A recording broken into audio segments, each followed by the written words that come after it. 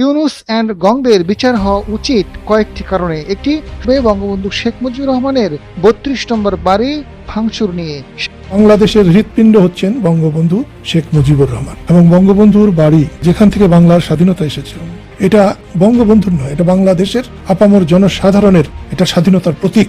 অধ্যাপক ইউনূসের যত ভূমিকাই থাকুক, বঙ্গবন্ধুর বাড়ি ধ্বংসের ব্যাপারে তিনি যে কলঙ্কিত হয়েছেন, এটা হাজার বছর আর বুঝতে পারবেন না।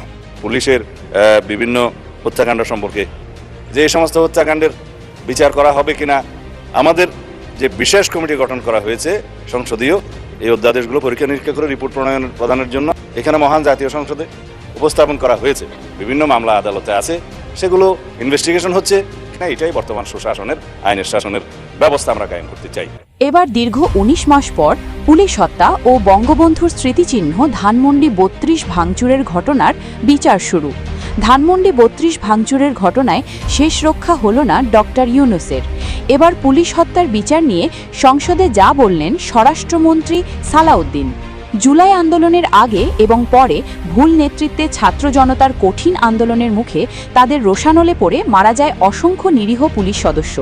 এছাড়াও পুলিশ হত্যাকাণ্ডে অসংখ্য জুলাই যোদ্ধাদের অকপটে স্বীকারোক্তির পরেও পুলিশ হত্যার বিচার আটকে দেন ডক্টর মোহাম্মদ ইউনূস। কিন্তু নতুন সরকার আসার পর আবারও আলোচনায় পুলিশ হত্যার বিচার। পুলিশ হত্যার বিচার নিয়ে আইন শৃঙ্খলা বাহিনীর তৎপরতাও বেশ লক্ষ্য করা যাচ্ছে। এদিকে গতকাল পুলিশ হত্যার বিচার নিয়ে সংসদের স্বরাষ্ট্রমন্ত্রী সালাউদ্দিন বলেন, আমরা পুলিশ হত্যার তদন্তের জন্য নোটিশ প্রেরণ করেছি। এটির দ্রুত পদক্ষেপ নেওয়া হবে।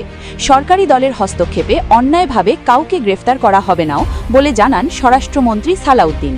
অন্যদিকে ধানমন্ডি ৩২ ভাঙচুরের ঘটনায় এবং আরও ৫টি কারণে ডক্টর ইউনূসকে গ্রেফতার করা উচিত বলে মন্তব্য করেছেন স্পিকার হাফিজউদ্দিন।